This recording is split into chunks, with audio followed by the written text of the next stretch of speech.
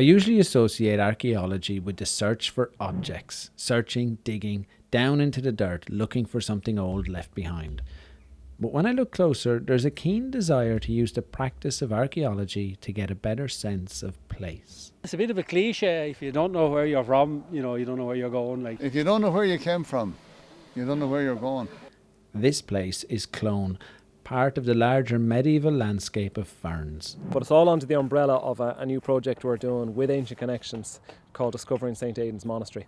So Aidan has an association with this site, and of course his main monastery is meant to be in Ferns underneath the current Church of Ireland, Eden's Cathedral.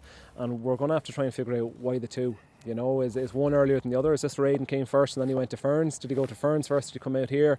Are they linked by pilgrimage? Is it one-upmanship? Are the people out here saying we'll have a monastery that'll better Ferns? They're very close. They're only 2.5 kilometres apart. So this is the first stage of trying to pick apart the story. So now we know there is a monastery here, but we have no idea why. This summer marks the start of a live archaeological field school run by the Irish Archaeology Field School at St. Aidan's Monastery in Ferns. And this community dig is the start of wider research into this whole landscape. It's a community-based, bottom-up approach to heritage, I suppose. And it's run by a local group, heritage group, called the Ferns Heritage Archive Group. People from all walks of life, not just archaeologists, people who have a casual interest in history, and they're all here today giving a hand. And it all started out of the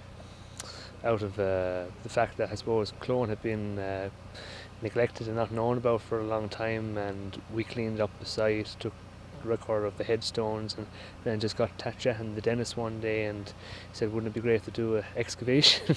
And here we are. Barry is a proud local who speaks up for his community. It gives you pride in the place, really. You see the resilience, especially on Tuesday now, with raining cats and dogs.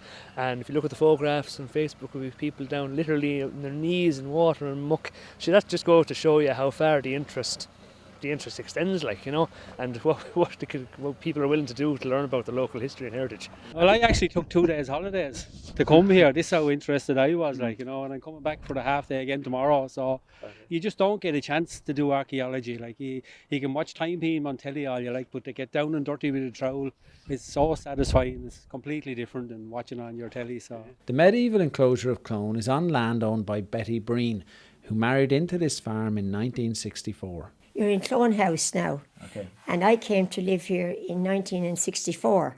I got married to Tom Breen. All I remember him getting was stones when they were ploughing the field down. They put him, anything they got that they thought was any ages, they put them back down by the graveyard wall.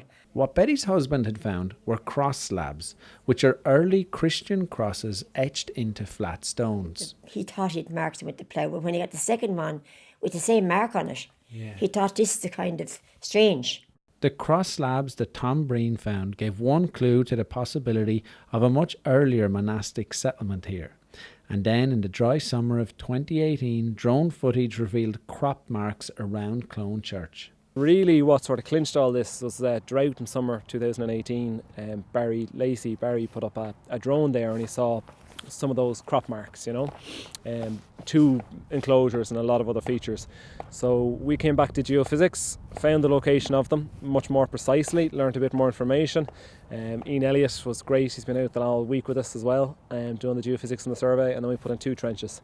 And there's big ditches there, 3 metre wide and up to 1.50 metre, 2 metres deep, so there definitely was enclosures at this site. There were now 2 very enticing clues in the puzzle, and everyone, including the local schools, are getting in on the mystery of Clone Church.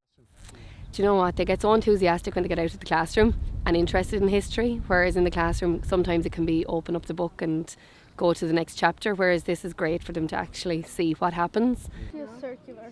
Is it smooth or rough? Smooth. Is it heavy? No. Sharpening stone? Well, it's light enough. Smooth. There's like marks. Yeah, that's what I said.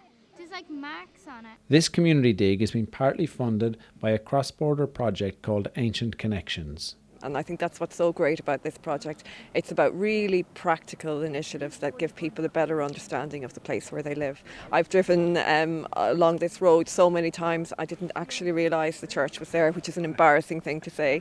And I think for people, like you said, who've grown up here all their lives, to now know what lies beneath, I suppose, the layers upon layers of history and how this project is unpicking them and telling us the stories.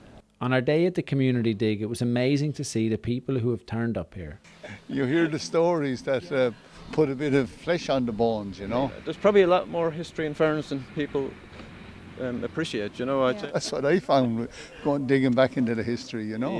Yeah. There's a family over here and they were looking for an excuse for a hoolie and they waked the dog.